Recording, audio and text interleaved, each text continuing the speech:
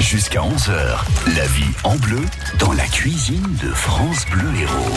Alors on connaît tous les huiles essentielles, on en entend parler pour différentes raisons. D'abord parce qu'on dit c'est bon pour la santé, et puis aussi parce qu'on dit si on veut parfumer certains mets, certains plats, on peut les utiliser. Sauf que on en a tous plus ou moins à la maison, mais on ne sait pas très bien quoi en faire. On sait aussi que c'est dangereux quand c'est mal utilisé. Alors comment faire et dans quoi les utiliser, ces huiles essentielles? Ce matin, Maëlle Boer-Ferré, qui est naturopathe, nutritionniste et conseillère en aromathérapie, est avec nous. Bonjour Maëlle. Bonjour.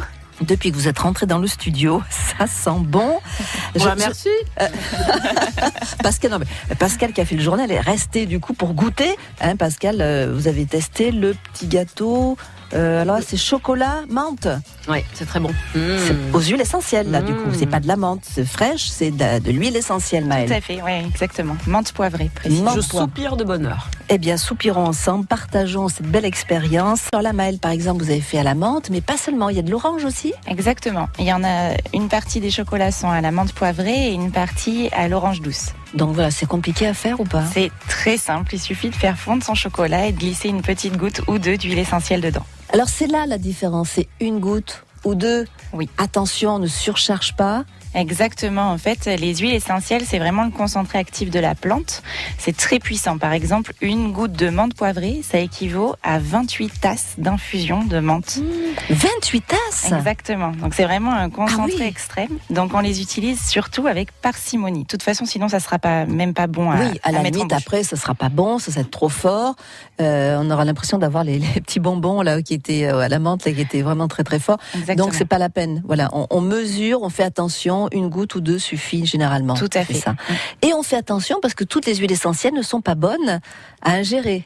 Non, alors on ne peut pas utiliser toutes les huiles essentielles en cuisine, mais on a des grandes familles d'huiles essentielles qu'on peut utiliser les yeux fermés.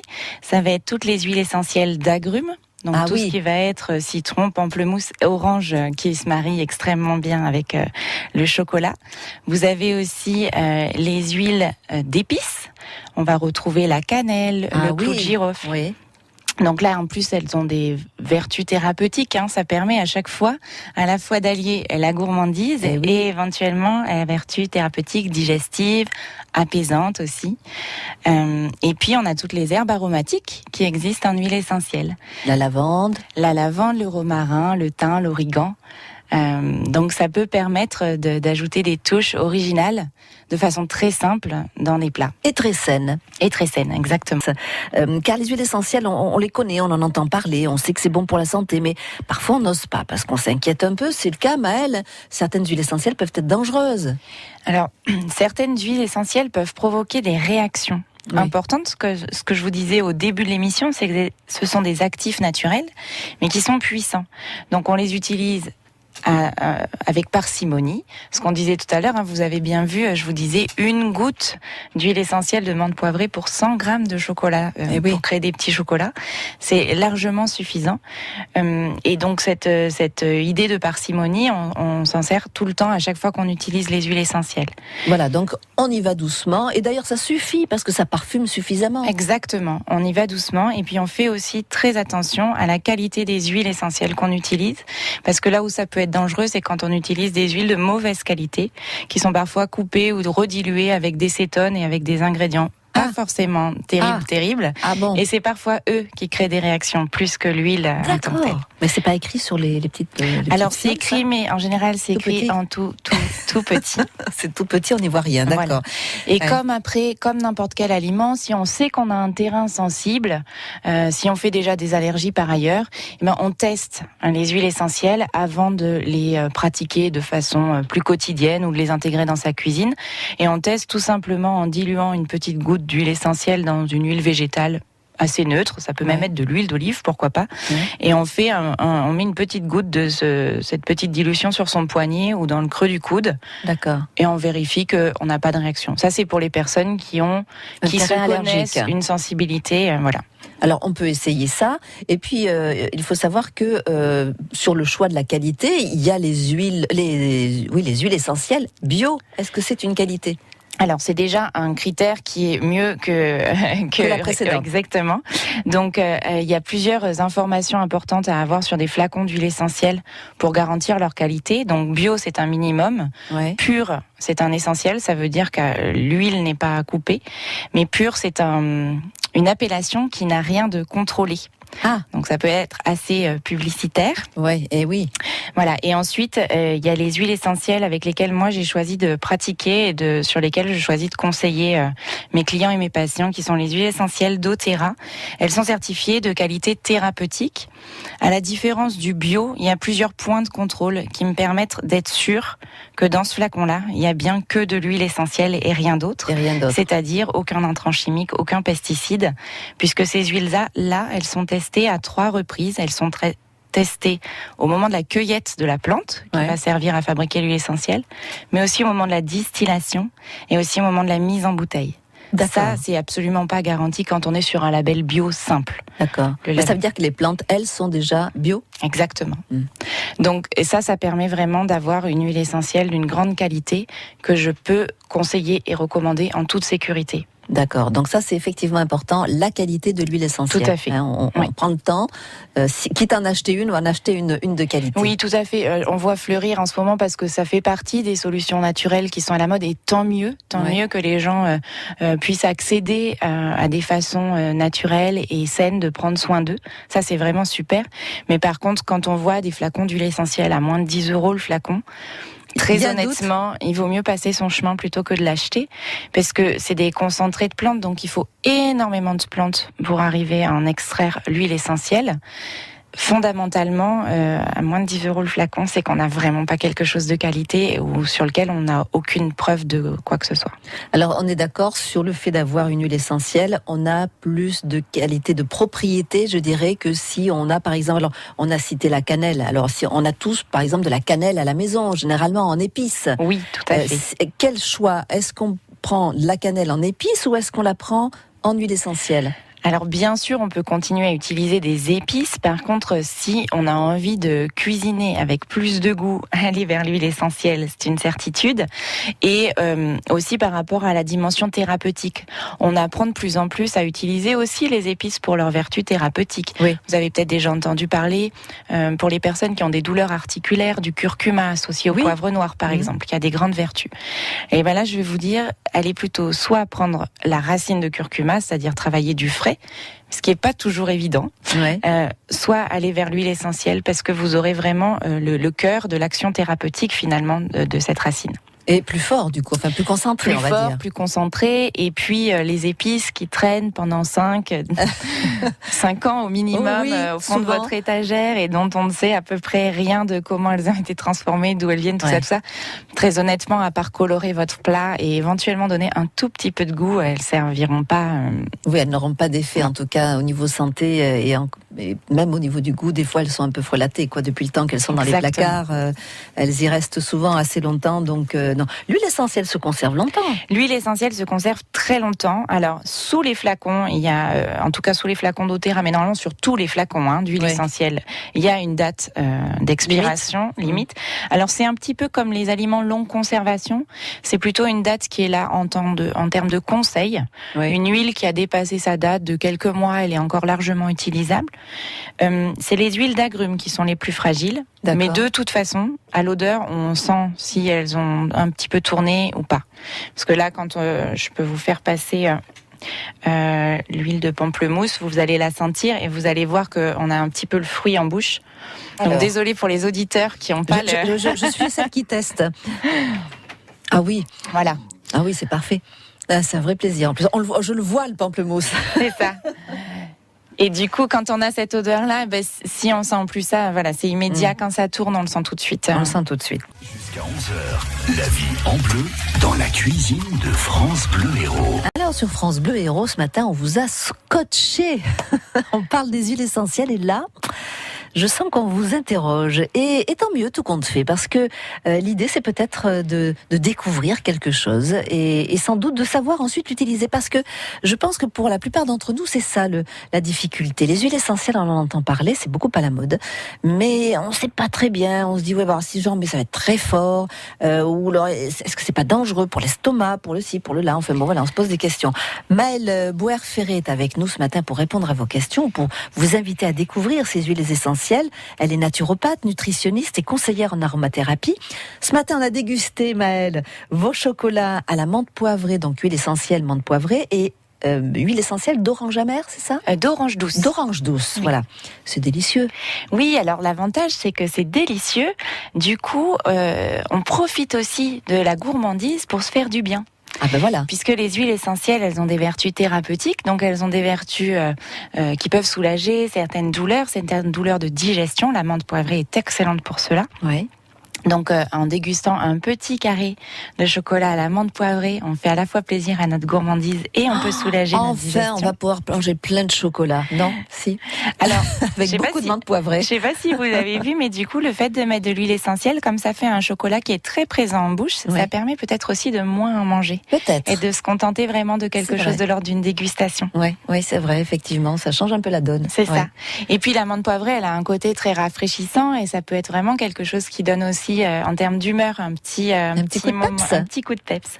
Alors que l'orange douce, je sais pas si vous l'avez senti. Cocooning. Voilà, c'est vraiment cocooning. La petite pause douceur. Ouais. Et elle a vraiment cette vertu-là, l'orange douce, d'être apaisante. On connaît la lavande pour ses vertus apaisantes. Et l'orange douce a aussi cette vertu-là. Alors, est-ce que, on va aller dans le concret pour un peu donner des idées à ceux et celles qui nous écoutent. La menthe poivrée, par exemple, avec ce goût menthe au lait très agréable, très frais, est-ce qu'on pourrait le mettre dans une boisson pour rafraîchir, pour donner ce petit goût de menthe qu'on aime bien ? Oui, alors, il y a peu d'huile qui se dilue très bien dans le liquide, dans l'eau, en fait, puisque les huiles essentielles portent bien leur nom, ce sont des corps gras, donc qui se diluent très mal dans l'eau, à l'exception de toutes les huiles d'agrumes, puisqu'en général, c'est vraiment les zestes, en fait, les écorces, qui sont travaillées en distillation et qui nous donnent cette concentration. Donc, vous pouvez tout à fait réaliser des petites eaux aromatisées. D'accord. Avec du citron, du pamplemousse, de l'orange. C'est assez agréable. En plus, ça a des vertus diurétiques. D'accord. Donc, quand on est là en train de préparer l'été et qu'on cherche un petit peu à faire attention à sa ligne, ça peut aussi permettre de boire plus, puisqu'au lieu de boire juste de l'eau, on a une eau avec un petit goût. On évite de rajouter du sucre, alors. On évitera de rajouter du sucre, exactement. Ouais. Et donc, la menthe aussi peut être une des huiles essentielles qui se dilue dans l'eau. Toutes les autres huiles vont plutôt se diluer du coup dans des corps gras, donc de l'huile végétale, ou après des préparations culinaires, puisqu'en général on met toujours un petit peu de matière grasse dans nos préparations culinaires, qu'on parle de plats mijotés ou de gâteaux. Oui, le gâteau, effectivement aussi. Tout à fait. Oui. Alors après, le tout est de savoir quelles huiles essentielles vont aller dans nos plats. Là, on a évoqué le sucré. Oui. Dans un plat salé, par exemple. Alors, dans un plat salé, on va pouvoir travailler toutes les épices. Ouais. Donc, ça peut être cardamome, clou de girofle, cannelle, dont on a déjà parlé tout à l'heure, qui peuvent se marier dans des plats type un peu oriental ou sucré-salé. Ça va super, super bien. Ouais. Et puis, toutes les plantes aromatiques, donc thym, romarin, origan, lavande, qui vont aller à merveille dans des plats un petit peu mijotés, des woks de légumes. Par exemple. Alors, ce qu'on fait quand on travaille sur du mijoté ou du wok, c'est qu'on cuit d'abord son plat. Et à la différence de quand on utilise les épices traditionnelles, où on les met dès le début de la cuisson pour qu'elles aient le temps d'imprégner le plat, l'huile essentielle, pour pas la transformer trop au moment de la cuisson, on la met plutôt une fois que le feu est coupé. À la fin, dans le plat encore chaud. Et on met une goutte. Ça suffit largement. Et oui, alors donc c'est toujours ça, une seule goutte, ça va suffire. Sur je vous ferai sentir aussi tout à l'heure l'origan qui est extrêmement fort. Une goutte, ça suffit, voire même selon la quantité. Quand je dis une goutte, c'est pour un plat familial, c'est pas pour le petit plat qu'on se fait pour une personne seule. Ou alors on va vraiment chercher la goutte à la pointe du couteau et ça vous parfume votre assiette divinement. Allez, on va continuer à se mettre à table dans quelques minutes sur France Bleu Héros avec les huiles essentielles dans votre alimentation. Jusqu'à 11h, la vie en bleu dans la cuisine de France Bleu Héros. Dans la cuisine de France Bleu Héros ce matin, on vous a un petit peu surpris, mais c'est aussi peut-être l'occasion de vous faire découvrir quelque chose, et non seulement de naturel, bon pour votre santé et bon pour votre goût. Alors que demande le peuple? Ce sont les huiles essentielles dans l'alimentation, et c'est Maëlle Bouer-Ferré, qui est naturopathe, nutritionniste et conseillère en aromathérapie, qui nous en parle ce matin. Alors, on a appris que l'huile essentielle pouvait fort bien se marier avec le chocolat, comme la menthe ou l'orange douce, la menthe poivrée et l'orange douce, puisque vous nous avez préparé des petits chocolats ce matin qui ont leur succès. Oui. Et puis vous avez amené différentes huiles essentielles pour nous faire sentir. Alors évidemment, vous qui nous écoutez, vous ne pouvez pas, je le fais pour vous. J'ai senti le pamplemousse tout à l'heure, le gingembre, l'origan. Alors l'origan, je l'ai trouvé très fort, voire presque trop. Enfin voilà. Et on peut l'utiliser quand même en cuisine? Oui, tout à fait. On peut l'utiliser en cuisine. Par contre, voilà, et quand je disais tout à l'heure une goutte, c'est vraiment une goutte, et plutôt dans une marmite familiale que dans un plat individuel. D'accord. Et ça va, origan, thym, romarin, tout ça, ça va vraiment remplacer la poignée d'herbes de Provence et ramener ce goût provençal qui se marie par exemple à merveille avec la ratatouille. Oui, l'origan et la ratatouille, tout à fait. Oui. Exactement. Et puis pour toutes les préparations sauces, donc où on va plutôt travailler sur de la tomate ou de la sauce tomate, vous avez aussi le basilic. Il y a l'huile essentielle de basilic qui est formidable pour cela. C'est vrai que le basilic, c'est... Alors, c'est toujours pareil. On se dit, bon, un basilic frais, rien ne remplace un basilic frais. Tout à fait. Rien ne remplace un basilic frais quand c'est la saison. Et quand c'est pas la saison, vous pouvez utiliser l'huile essentielle de basilic. Voilà. Et vous aurez encore une fois cette dimension de vertu thérapeutique qui est un petit plus finalement. Qu'est-ce qui fait le basilic? Quelle propriété a-t-il pour nous? La plupart ce qui est génial, c'est que la plupart des huiles qui s'utilisent en cuisine, elles ont toutes des vertus pour faciliter la digestion. Alors certaines vont agir à des niveaux plus ou moins ciblés, mais donc elles vont toutes faciliter le transit, éviter les ballonnements et vraiment permettre d'apaiser, oserais-je dire, de réparer progressivement le système digestif. Donc c'est vraiment un très bon atout à utiliser dans sa cuisine au quotidien. Et on rappelle évidemment, vu que c'est très concentré, vous avez donné un exemple tout à l'heure qui était frappant, je le répète pour ceux qui viennent de nous rejoindre, une goutte de menthe poivrée équivaut à 28 tasses de menthe infusée. D'infusion, oui, tout à fait. C'est quand même énorme, effectivement. C'est énorme. Et donc on fait attention par contre à ne pas utiliser les huiles essentielles en cuisine avec des jeunes enfants. On peut utiliser les huiles essentielles avec les enfants, sauf qu'on ne fait pas n'importe comment et pas n'importe lesquelles. D'ailleurs, éventuellement pour les personnes qui nous écoutent, qui sont intéressées, j'ai fait un guide à ce sujet qui est téléchargeable gratuitement sur mon site internet. Donc ça vous explique quelle huile, quelle dilution, pour quel âge. Comme ça, au moins vous pouvez utiliser les huiles essentielles en sécurité avec vos enfants, et donc pas en voie interne, donc pas dans la cuisine pour les enfants de moins de 6-8 ans. Ah, voilà, d'accord. Donc on fait quand même attention par rapport aux plus jeunes. Et voilà, il y a simplement quelques modalités. Exactement. Et alors, votre site ? Alors mon site, peut-être qu'il faudra le partager sur la page Facebook, parce qu'il est un peu compliqué.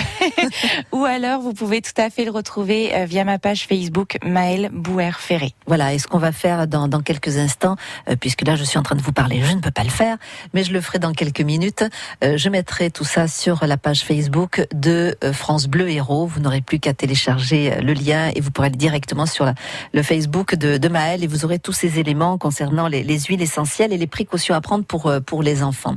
Donc dans la cuisine, on peut se permettre d'utiliser les huiles essentielles, quelles qu'elles soient, surtout, vous l'avez précisé, les agrumes, les épices et les plantes aromatiques. Tout à fait. On reste dans ce domaine pour pas prendre de risques. Oui, puis les autres sont pas forcément toutes bonnes à prendre en interne, donc voilà, là c'est les trois familles d'huiles essentielles qui se marient à merveille avec la cuisine. Alors on a parlé du chocolat, on a parlé des plats mijotés, des plats orientaux, des plats à base de tomates, et vous pouvez aussi ajouter une goutte d'huile essentielle dans vos gâteaux. Oui.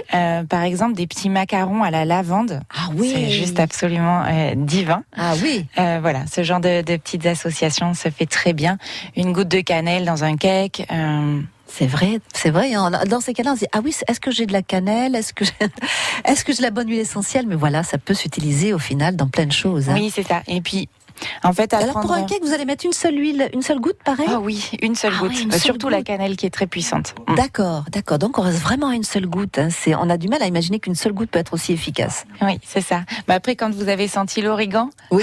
vous voyez qu'une seule goutte peut largement suffire. Oui, c'est vrai qu'il est très très fort. Et Ouais. oui. Alors, est-ce que sur par exemple une orange douce qui est moins forte, on peut rajouter 2? C'est ça, on peut rajouter un petit peu plus. Là, par exemple, typiquement, donc sur les chocolats, j'ai fait 2 fois 100 grammes de chocolat.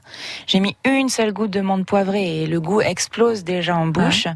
Et j'ai mis 2 gouttes d'orange douce. C'est un parfum qui est beaucoup plus délicat, donc on peut se permettre d'aller sur 2 gouttes. D'aller sur 2 gouttes, c'est parfait. Merci Maëlle, vous restez avec nous car dans quelques instants, nous avons un rendez-vous.